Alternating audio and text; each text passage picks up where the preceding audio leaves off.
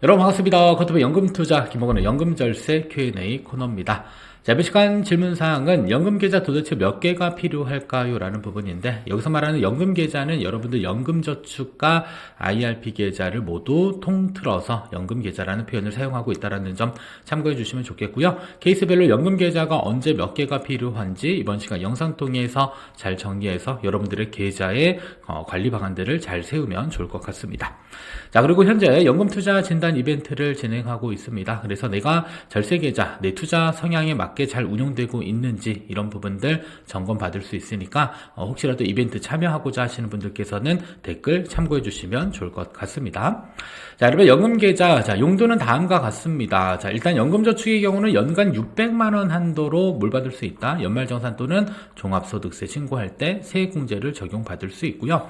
자, IRP 계좌의 경우는 연금저축보다 세액공제 적용받을 수 있는 한도가 900만원으로 조금 더 많습니다. 그래서 과거에 연금저축 600만원 풀로 채웠다가 추가적으로 연금저축, 그러니까 세액공제를 더 받기 위해서 IRP에 또 추가로 300만원 하시는 분들은 연금저축 1개와 IRP 1개가 이렇게 2개가 생기는 경우들도 종종 발생되게 됩니다.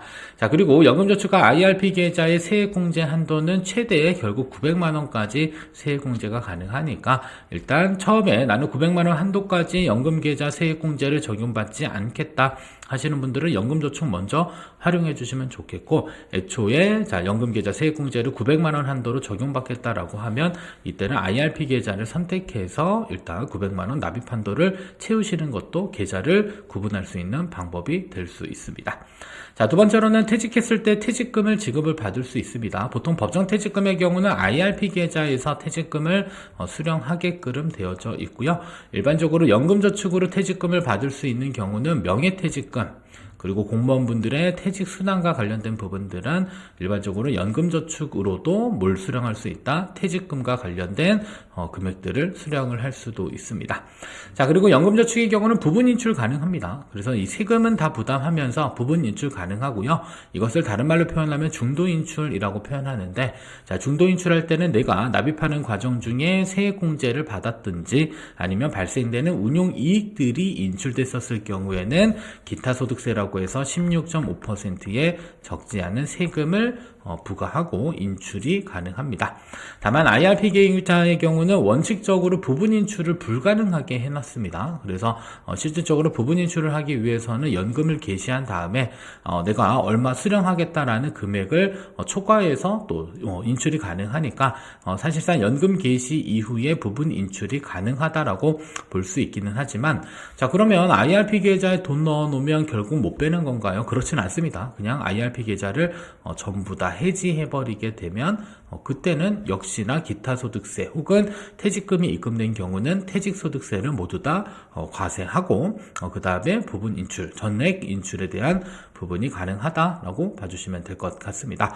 따라서 연금저축과 IRP 계좌 비슷하면서도 이 다양한 용도로 활용될 수 있다는 점 참고해 주시면 좋을 것 같고요. 그 다음에 뭐 주된 또 차이점들이다라고 한다면 IRP 계좌의 경우는 위험자산의 한도가 70%까지만 설정 가능한 데 비해서 연금저축의 경우는 100% 모두 다 위험자산에 대한 선택도 가능하다라는 특징까지 기억해 주시면 좋을 것 같습니다. 자, 그러면 케이스별로 연금계좌가 단 1개만 필요한 경우, 자, 일단 첫 번째로는 세액공제가 전혀 필요 없다 판단되시는 분들은 일단 연간 1,800만원 한도로 자유롭게 납입이 가능합니다. 그래서 이때는 굳이 연금계좌를 많이 늘릴 필요 없고요. 첫 번째 케이스 세액공제가 필요 없는 경우는 연금저축 해야 될까 IRP 해야 될까 고민들 있으실 텐데, 개인적으로는 그냥 연금저축 1개면 충분하고요. 자, 그리고 세액공제가 필요 없는 경우에는 어차피 납입금액에 대해서는 공제 없잖아요. 나중에 인출할 때도 세금이 없습니다. 그래서 연금저축 개설해서 납입하다가 혹시라도 무슨 일이 생겨서 일정 부분 인출한다라고 하면 이때는 연금저축을 잘 활용하는 게 중요합니다. 자, 두 번째로는 세액공제가 필요한 경우는 금액에 따라서 나는 600만원만 채우면 될 것 같아요 라고 하시는 분들은 연금저축을 이용해 주시면 되겠고요. 나는 900만원 꽉 채울 거예요 라고 하시는 분들은 IRP 계좌를 활용을 해 주시면 좋습니다. 다만 이제 과거에 미리 연금저축 가입했다가 세액공제 한도를 높이기 위해서 IRP를 추가로 하시는 분들께서는 어쩔 수 없이 계좌가 2개가 만들어지는 경우도 있기는 하지만 그런 경우에는 뭐 어쩔 수 없죠. 내가 일단 세액공제를 많이 받는 목적에서 일단 계좌 분리를 한 거니까 그 선택도 나쁘다라고 볼 수는 없습니다. 다만 이제 한 개면 충분한 경우 나는 세액공제 필요 없어요. 연금저축 하나. 세액공제가 필요한데 600만 원까지만 받으면 된다. 이러면 저는 개인적으로 연금저축 잘 활용해 주시고요. 나는 900만 원까지 받을 거예요. 라고 하면 이때는 IRP 계좌를 선택하는 게 방법이 될 수가 있습니다. 자, 두 번째로는, 연금저축 가입했는데 세액공제 한도를 증가했다. 보통 대부분, 연금저축을 가입하셨다가, 추가 세액공제가 필요한 경우에 IRP 계좌가 한 계좌 더 늘어나는 경우가 있습니다. 다만, 내가 연간 1,800만원을 납입할 목적인데, 세액공제를 900 받겠다라고 하면, 그냥, IRP 계좌에 900 내시고, 나머지 연금저축에 900만원 내셔서 연금저축 쪽은 세액공제 안 받은 계좌로 활용하시면 되고 그 다음에 IRP 계좌는 세액공제 받은 계좌로 활용하셔야 됩니다. 다만 딱 900만원까지만 납입하고 나는 연금계좌 세액공제 적용받겠다. 이때는 일단 뭐 선택지가 없죠. 이미 이제 연금저축은 가입되어져 있었으니까 600만원 연금저축에서 세액공제 받으시고 나머지는 IRP 계좌에서 적용을 받으시면 되겠습니다. 자, 다음은 또 연금계좌 2개가 필요한 경우 마찬가지로 연간 1,800만원 납입했었을 때 900만원씩 구분하는 겁니다. 그래서 세액공제 받을 계좌 연 900만원, 세액공제 받지 않을 계좌 연 900만원 이렇게 구분해서 납입을 해주시면 좋고요. 다만 이런 경우도 있더라고요. 세액공제를 적용받을 계좌에 일단은 연금저축을 먼저 선택을 하셨어요. 그래서 연금저축에다가 가끔 600만원 내주시고요. 자, 그 다음에 이제 IRP에다가 추가적으로 이제 300만원을 납부를 해주세요. 자, 그러면 얘네들은 모두 다 세액공제 받았잖아요. 자, 그리고 나서 또 추가로 또 연금저축을 개설해 주시는 분들이 계시더라고요. 이때는 연금저축에 이제 900만원 냈으니까 나머지 또 900만원. 이렇게 되면 토탈 1,800만원 납입이 되게 되는데, 문제는 이렇게 되면 계좌가 벌써 3개입니다. 하나, 둘, 셋. 자, 그래서 일부 세액공제 받은 금액이 들어있기는 하지만 이때는 그냥 어쩔 수 없어요. 그냥 계좌를 조금 통합하는 것을 좀 권장드립니다. 그래서 이때는 한 개를 추가로 만들지 마시고요. IRP 계좌에다가 추가로 600만원 더 내시고 연금저축에다가 300만원 더 내신 다음에 마음속으로 그냥 IRP는 나중에 이제부터는 세액공제 받은 것으로 처리하고 연금저축의 경우는 세액공제를 받지 않은 것으로 처리하겠다라는 계획을 가지고 운용하셔도 괜찮습니다. 자꾸 꼭 이 계좌는 세액공제를 100% 다 안 받은 걸로 채우겠어. 이렇게 고집 부리시는 분들 종종 있는데 일단 가입 초기라고 한다면 나중에 납입분이 더 많아질 수밖에 없잖아요. 그리고 이 세액공제를 적용받지 않는 계좌에도 결국에는 운용이익은 생기게 되고요. 납입 원금에 대한 부분들은 비과세지만 발생하는 운용이익은 결국에 또 연금소득세 과세 대상 소득이 됩니다. 그래서 자꾸 계좌를 많이 늘리게 되면요. 여러분들 결국 운용하는 데 있어서 스트레스를 많이 받을 수 있기 때문에 계좌를 많이 늘린다라기보다는 용도에 맞게 잘 축약해서 활용하는 게 훨씬 더 중요할 수 있습니다. 자, 그리고 나중에 퇴직을 하게 되면 퇴직금이 또 입금이 될 겁니다. 그래서 이미 가입한 연금계좌 몇 개가 있을 거고요. 거기에 추가로 퇴직금이 입금된 연금계좌가 또 생기게 됩니다. 그래서 대부분 퇴직금이 입금된 연금계좌는 IRP 계좌로 수령하게 되고요. 그리고 또 이미 가입한 연금계좌 있는데 개인적으로는 퇴직금은 그래도 별도의 신규 계좌로 수령하는 것을 조금 권장드립니다. 그리고 나서 통합 가능하다라고 한다면 통합은 할 수는 있는데 일단은 자금의 속성에 따라서는 명확하게 좀 분리를 먼저 해주시면 좋을 것 같기 때문에 일단 퇴직금이 입금된 계좌는 신규로 일단 받으시고 나중에 통합할지 말지에 대한 의사결정을 내리시는 게 좋습니다.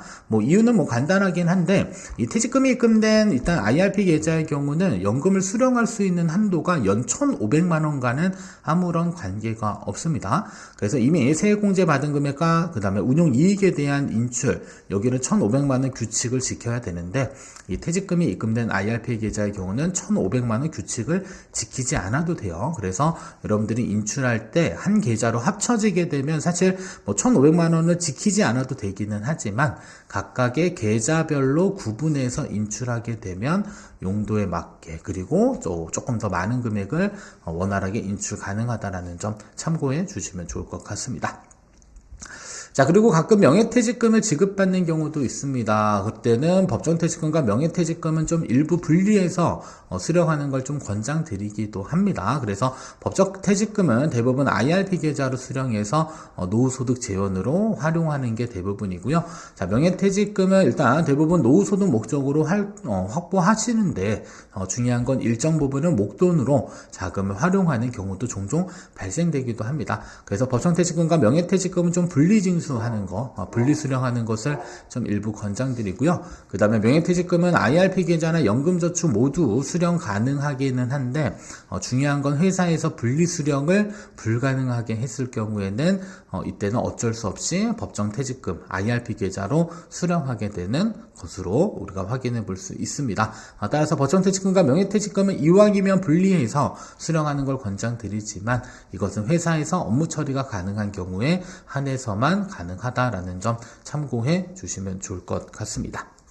자, 그러면 연금계좌 도대체 몇 개가 적당할까? 개인적으로는 소득재원에 따라서 분리하는 것을 권장드립니다. 그래서 나는 절세계좌로 활용하고자 하는 목적이 강하신 분들은 일단은 세액공제 미적용 납입액은 연금저축에서 일단 활용을 해주시고요. 나중에 세액공제를 적용받지 않는 납입액은 비과세이기는 하지만 이 계좌에서 발생되는 운용이익들은 연금소득세 과세 대상 소득이 됩니다.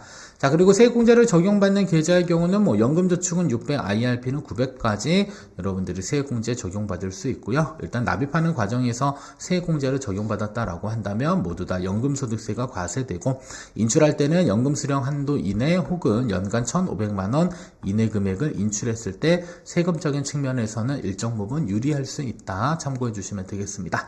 자, 그리고 퇴직금의 경우는 일반적으로 IRP 계좌로 많이들 수령을 하고 계시고요. 명예퇴직금의 경우는 연금저축으로 수령하는 경우도 있습니다. 그리고 퇴직금의 경우는 어차피 과거, 미래에 퇴직소득세로 부과되고 있기 때문에 얘네들은 연간 1,500만 원은 신경 안 써야 되는데 그렇더라도 이 퇴직소득세, 즉 퇴직금이 입금된 IRP 계좌나 연금저축 이런 부분들 우리가 기본적으로 이 퇴직소득세를 감면받기 위해서 IRP 계좌나 연금 계좌로 일단 받게 되는 겁니다. 그래서 10년 동안은 30%, 그 다음에 11년 차부터 20년 차까지는 40%, 올해 개정돼서 20년 차 이후는 50%의 퇴직소득세가 감면되는 특징 가지고 있고요.